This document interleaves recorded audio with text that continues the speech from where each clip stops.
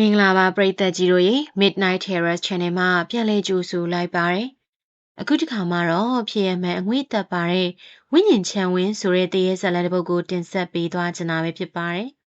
။ကိုမင်းနဲ့မက်ဆန်နာတို့ဇနီးမောင်နှံဟာ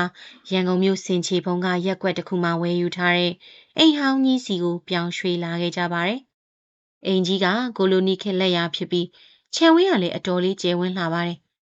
ဈေးနှုန်းကမယုံနိုင်လောက်အောင်ချိုသားနေတာကြောင့်ကိုမင်းကချက်ချင်းပဲဝယ်ယူခဲ့တာဖြစ်ပါတယ်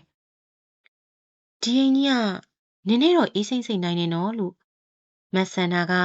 အိမ်ထဲကိုစဝင်လာကလေးကပြောခဲ့ပါတယ်။ပထမဆုံးညမှာတင်ထူးဆန်းတာတွေစဖြစ်ပါတော့တယ်။တကောင်ရဲ့အချိန်မှာအပေါ်ရက်ကနေဆိုရဲဖနက်တန်အလေးကြီးနဲ့လမ်းလျှောက်တန်းကိုသူတို့နှစ်ဦးစလုံးကြားလိုက်ရပါတယ်။အတန်လာရာနေရာကတော့အပေါ်ရက်ကအသုံးမပြုသေးတဲ့အခန်းလောတစ်ခုစီကပါကိုမင်းကဓမီနဲ့တက်ကြည့်ပေမဲ့ဘာမှမရှိပဲဖုန်တက်နေတဲ့ကျမ်းပြင်ပေါ်မှာခြေရာတစ်ချက်တောင်မတွေ့ခဲ့ရပါဘူးဒုတိယညမှာတော့မက်ဆန်နာကမိဖို့เจ้าမှာရေတောက်ဖို့ထလာနေတော့ဘေးကထမင်းစားခန်းထဲမှာအမျိုးသမီးတစ်ယောက်ထိုင်နေတာကိုတွေ့လိုက်ရတယ်ဖြူဖြောနေတဲ့မျက်နှာနဲ့အဲ့ဒီအမျိုးသမီးကအဝတ်စားအဟောင်းတွေကိုဝတ်ဆင်ထားပြီးခေါင်းငုံနေခဲ့ပါတယ်။မက်ဆန်နာကဘသူလဲလို့မေးလိုက်တဲ့ခဏမှာပဲအဲ့ဒီပုံရိပ်ကလေတွေကနေပျောက်ကွယ်သွားပါတော့တယ်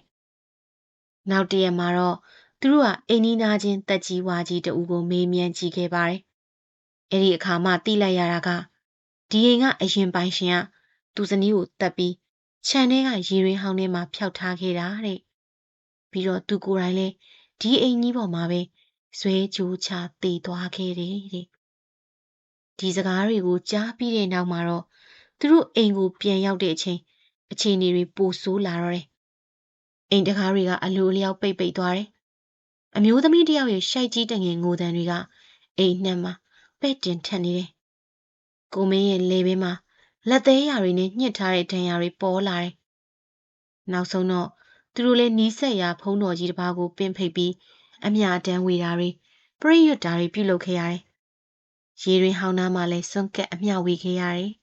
။အခုဆိုရင်တော့ဒီအိမ်ကြီးကငြိမ်သက်သွားခဲ့ပါပြီ။ဒါပေမဲ့ကိုမင်းနဲ့မက်ဆန်နာတို့ကတော့အဲ့ဒီအိမ်မှာဆက်မနေရတော့ပဲတခြားကိုပြောင်းရွှေ့သွားခဲ့ကြတယ်။အခုထိလည်းဒီလမ်းထဲကနေဖြတ်သွားတဲ့သူတချို့ကညဘက်တွေမှာအိမ်ကြီးရဲ့ပြတင်းပေါက်ကနေငေးကြည့်နေတဲ့အမျိုးသမီးတစ်ယောက်ကိုတွေ့နေရတဲ့သေးတယ်လို့ပြောစမတ်ပြုကြတယ်။ကဲခြောက်ချားစရာကောင်းတဲ့ခြံဝင်းကြီးနဲ့ဒီအိမ်ကြီးအကြောင်းကိုနားထောင်ရတာသဘောကျနှစ်သက်ရလားပရိသတ်တို့ရေနောက်ထပ်လည်းအခုလိုထိတ်လန့်ကြောချမ်းစရာကောင်းတဲ့တရေဇလံမျိုးတွေကိုနားထောင်ခြင်းနဲ့ဆိုရင် Midnight Terror Channel လေးကို like and subscribe လုပ်ထားခဲ့ပေးဖို့မမေ့နဲ့နော်အားလုံးကိုကျေးဇူးတင်ပါတယ်ရှင်